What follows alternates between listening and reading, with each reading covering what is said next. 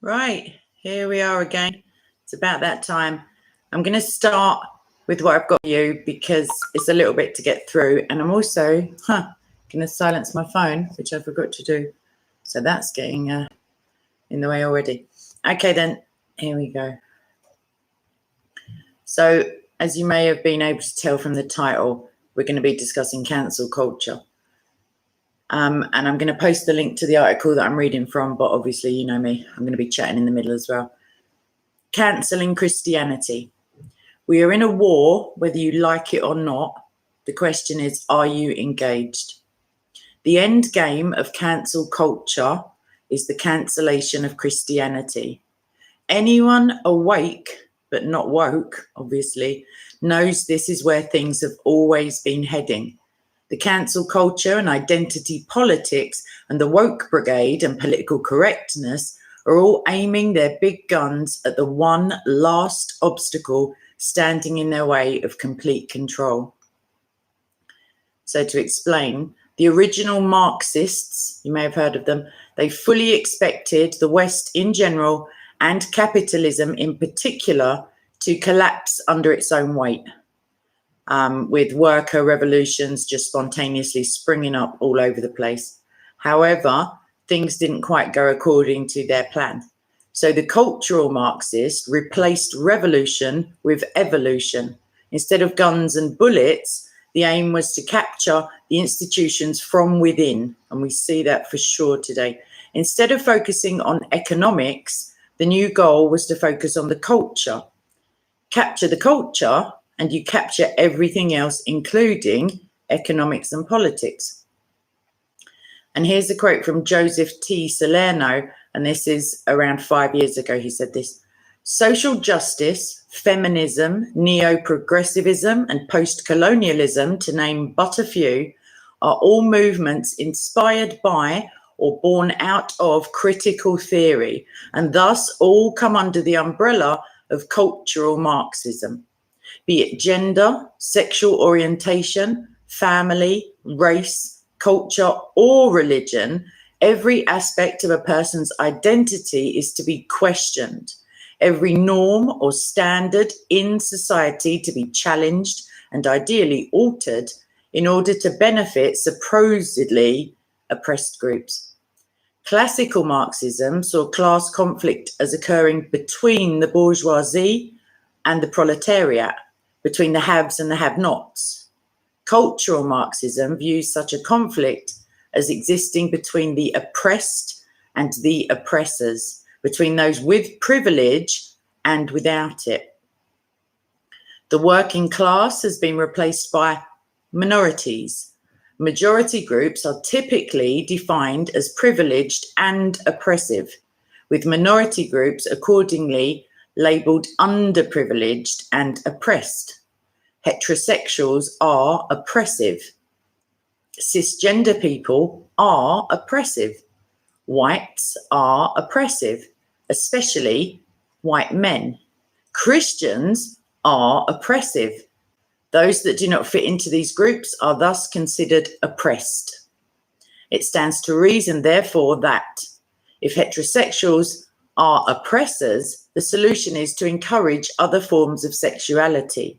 If whites are oppressors, the solution is racial diversity. If cisgender people are oppressors, the solution is to encourage transgenderism. If Christians are oppressors, the solution is to propagate Islam. All the various wars that have been declared by the radical left against faith, family, and freedom is ultimately about a war on Christianity itself. This is because it is the Judeo-Christian worldview that gave rise to these great goods, and to destroy the foundation is to destroy the entire edifice. So all these folks, including far too many, I read here, clueless Christians who think all this leftist radicalism is simply another point of view or a different way of doing politics, they are blissfully unaware. A war has been declared on the faith, and all these flashpoints are but a means to a greater and more terrible end. Sure, not every activist pushing for the end of marriage or family or wanting to dismantle the free market or seeking to push the radical trans agenda and so on is necessarily aware of or involved in this bigger battle, but they are nonetheless useful idiots. In this case, not just for Lenin, but for Satan himself. Too many believers have no clue that we are involved in cosmic warfare, spiritual warfare, with the political, cultural, and social levels all part of this bigger war. Spiritual warfare, of course, manifests itself in the battles we see taking place all around us. Not only does Satan hate God and hate God's people, but his many earthly henchmen are fully aware that one major institution stands in the way of gaining full control, and that is the Christian church. Get rid of the church, and you pretty much have a free run to fully see the revolution come to pass. No wonder the assaults on the church have been so hardcore over the many years, and it's always been this way for the revolutionaries. The French Revolution was just one obvious example of all of this. The church was a major target, and an all-out war was declared against it. And I'm sorry to say that that war against the church in France is still going strong. Here's another quote. In September 1792, an event known as the September Massacres claimed the lives of 1,200 to 1,400 people in less than 4 days, when revolutionary mobs stormed the Paris jails and murdered men, women, and children by hacking them to pieces or bashing their skulls in. Of those killed, 233 were Catholic priests that refused the oath demanded of them in the civil constitution of the clergy, which placed the church under state control. Spurned on by rebellions in the countryside, the revolutionaries by 1793 would jettison the principles laid out in the Declaration of the Rights of Man, with the institution of a secret police that would monitor citizen activity and arrest anyone they deemed unfriendly to the revolution. Informants were stationed everywhere, and people could be carted off to the guillotine for so much as addressing people in the old-fashioned monsieur and madame instead of the state-sanctioned citoyen or citizen.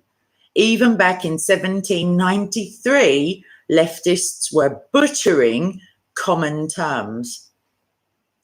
Robespierre and the Jacobins regarded the Catholic Church and Christianity in general as little more than a cloying reminder of France's monarchical and superstitious past.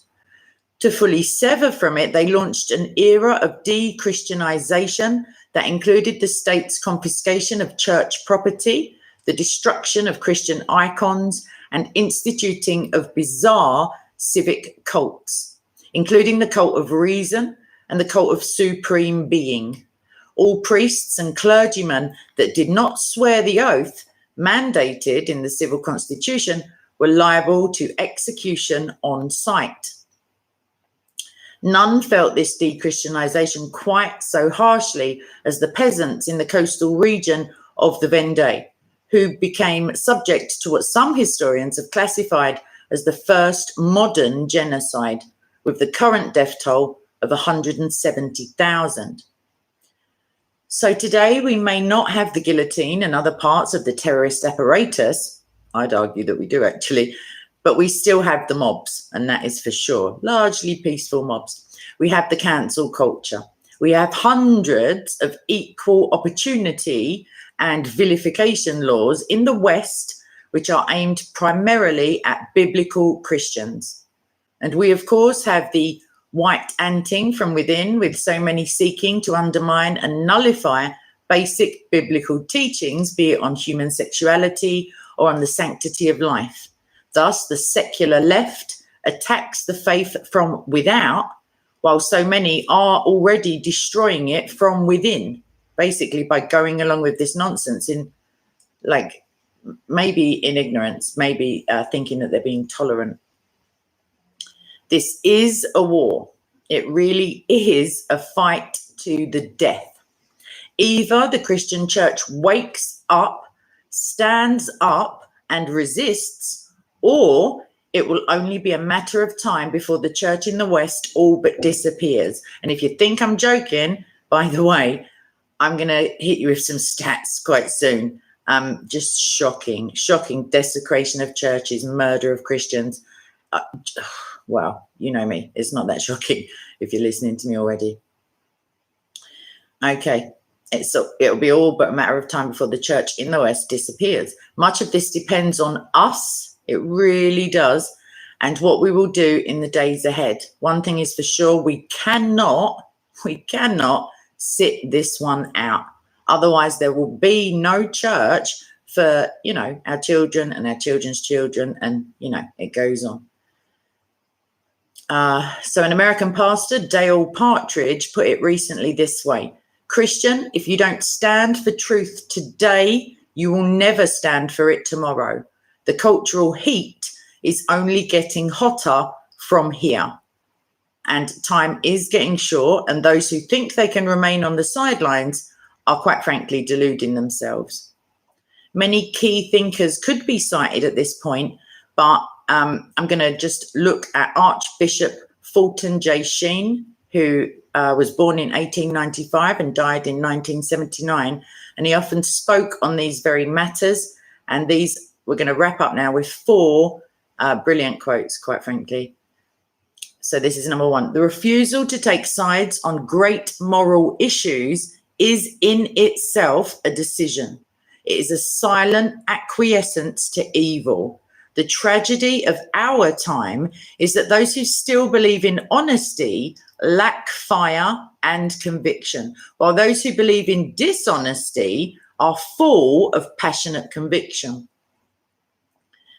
What the world needs most is a voice that courageously speaks the truth, not when the world is right, but a voice that speaks the truth when the world is wrong. And it is a characteristic of any decaying civilization that the great masses of the people are unaware of the tragedy. Humanity in a crisis is generally insensitive to the gravity of the times in which it lives. Men do not want to believe their own times are wicked, partly because they have no standard outside of themselves by which to measure their times. The godless certainly potentially is like, if there is no fixed concept of justice, how shall men know when it is violated? Only those who live by faith really know what is happening in the world. The great masses without faith are unconscious of the destructive processes going on because they've lost the vision of the heights from which they have fallen. The world is rapidly being divided into 2 camps, the comradeship of Antichrist and the brotherhood of Christ. The lines between these 2 are being drawn. And the brotherhood, how long the battle will be, we know not. Whether swords will have to be unsheathed, we also know not. Whether blood will have to be shed, we do not know. Whether it will be an armed conflict, we just don't know. But in a conflict between truth and darkness, this is so important. Truth cannot lose. Okay, so I'm going to give you the author of that. I think that's very powerful, by the way, if you couldn't tell by the way I was reading it. It's by, oh gosh. Okay, so I'll get to that in a second. I'll drop the link in the description box. I do have the guy's name. I do. It's here. Anyway, yes, Bill Muhlenberg. And as I said, I will drop a link in the description box because I love to promise links and then forget what I promised. So I'm just going to pop back over and see if anybody's got any strong feelings about that. Does anybody disagree with the guy's assessment? I mean, apart from the physical casualties of, Christians in Nigeria, Pakistan, China, I would say, and North Korea, like this, China has credit score, like social scoring systems. People just go missing all of a sudden. Also, theism is, let's say, heavily frowned upon, and like I'll just stick my tongue in my cheek later. People are taken away to re-education camps. Church mothers' meetings are raided, literally in China.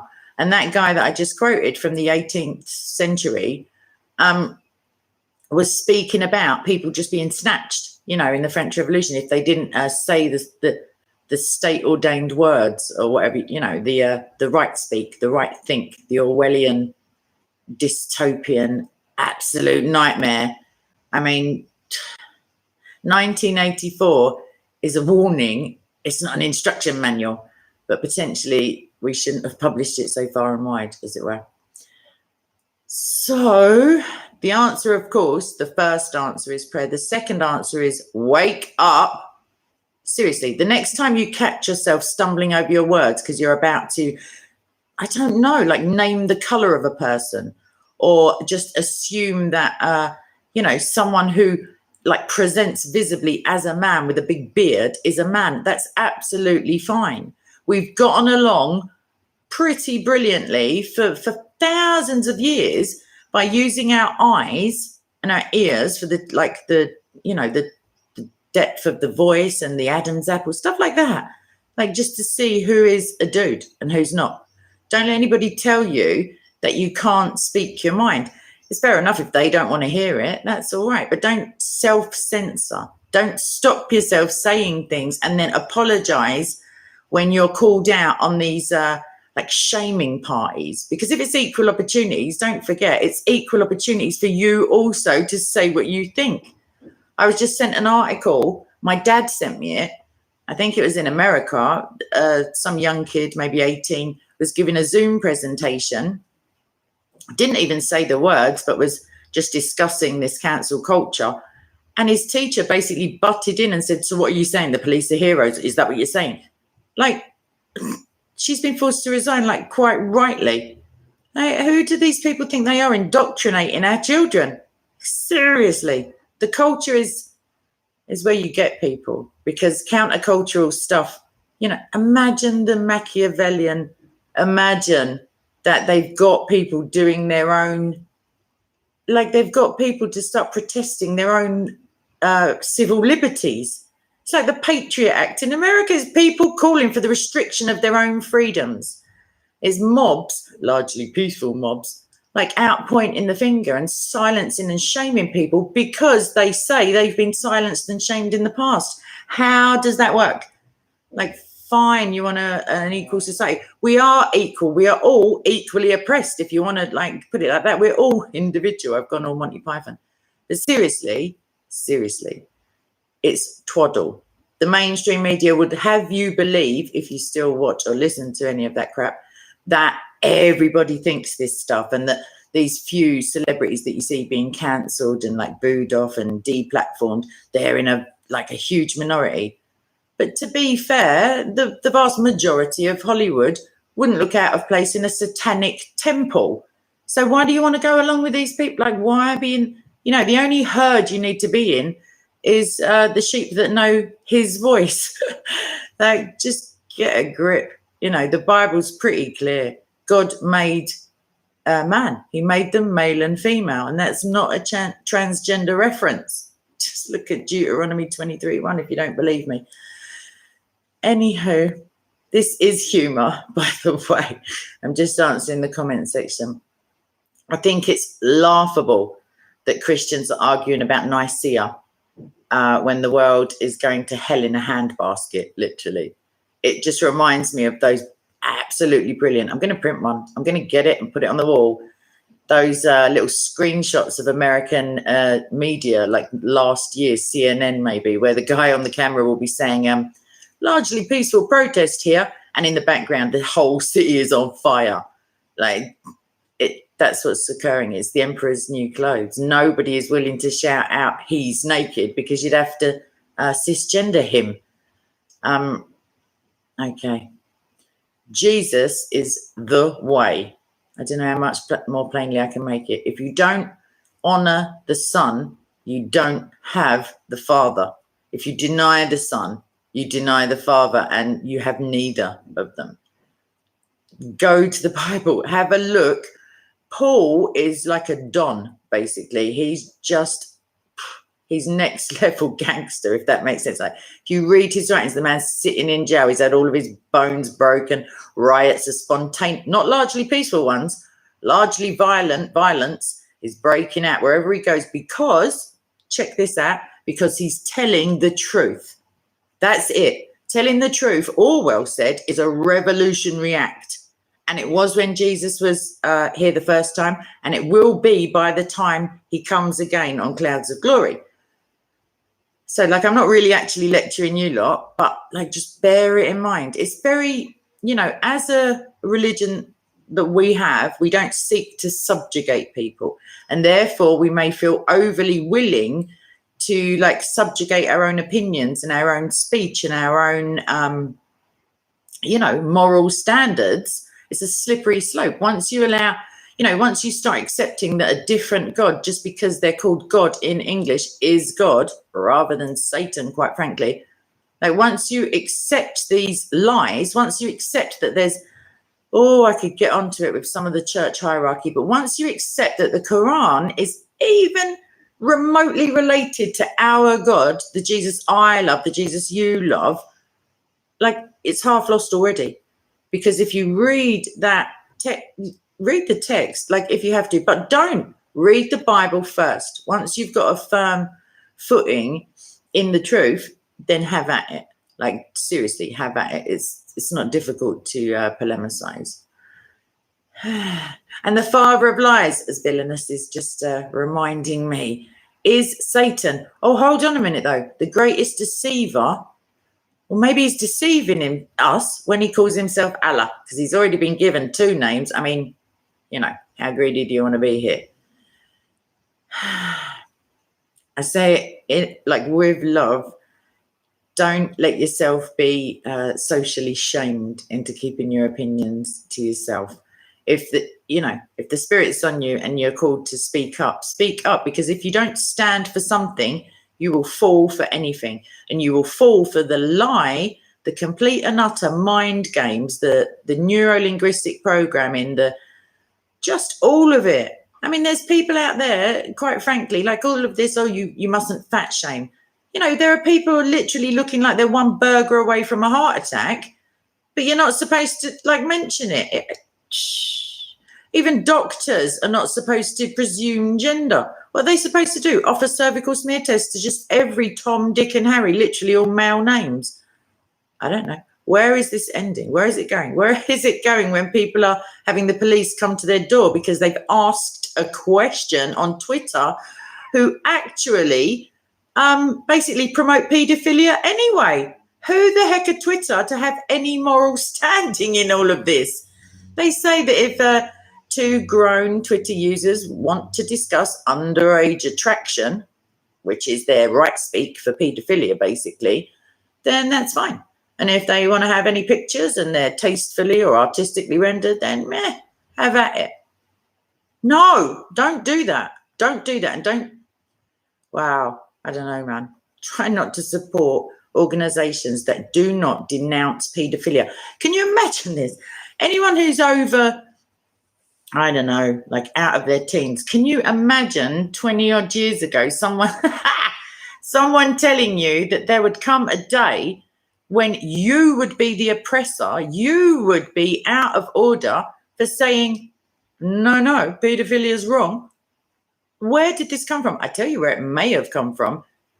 You shall not forbid that which Allah has decreed permissible. Just off the top of my head. I mean, could be a complete coincidence that Marxism and Islam have like got a pretty similar structure over there. Anyway, just went off on one because I'm passionate about it, because whilst we are all watching our P's and Q's and our LGBTs while I'm at it, Nigerians are getting macheted and raped and dismembered and set on fire and buried alive. And North Koreans are being interred for life for professing our Jesus. And they're still not renouncing him. Like, and we're all over here moaning that, you know, whatever, who cares? It changes by the week. Who cares? It's the same headline, same twaddle, same somebody trying to shut somebody else up. And why? Because the truth hurts. And Jesus is the truth. Who wants to be told that they're, you know, that they're not actually worthy of redemption, that they're like, we're all totally depraved sinners? Nobody really wants to know the truth. But once you get to know the truth, you become a new creature. You get a new, no, you don't. You get the personality you are supposed to have. Outside of Jesus, you're not really a real personality to start with. You're just sins, like loosely joined together with, I don't know, lies and nonsense. Come to Jesus, if I haven't scared you off, if you're not already in the fold. Please, I'm not joking. Also, you may want to have a look at the videos that I made on the cult dynamics of wokeness. It sounds so pretty, like to be woke. It makes it sound like you've realized that, you know, the scales have been removed from your eyes and you see the thing. But the thing about critical consciousness is that you learn, or you're indoctrinated into seeing these problems everywhere. So diversity has to be a strength. It has to be a strength. No, not particularly. Not in psychology, not in sociology. No, not really. It's not. No.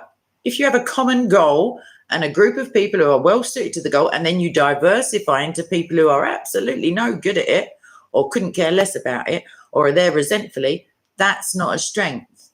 There's nothing about diversity that is negative until it is pushed as a dogma, until it's compulsory. You have to have one man, one woman, one-legged short person. I don't know. Like, do you know what I mean? Like, why?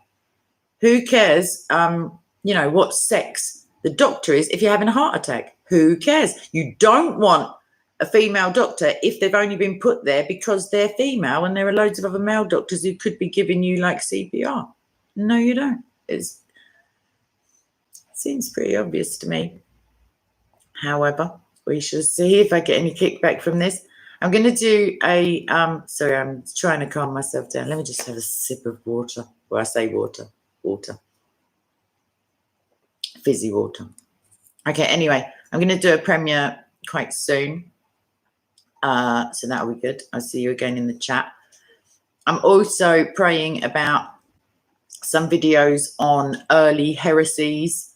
I think they're really important because if you just change the names and sort of scoot them around a bit geographically, they are still very present. And some of them are on a very, very superficial level. They kind of make sense until you actually read the Bible, or until you read further than the verse that you've conveniently stopped at. Like, it's a thing. And heresy, it just breeds heresy, because once you get set into this must be the way, then you have to start doing all these gymnastics to fit in all of the other verses that will be like basically thrown at you. Yeah, and God is unbelievably amazing, and he's so very, very, very patient. Like, and I mean the epitome of patience and tolerance, true tolerance, and a lover of diversity, truly.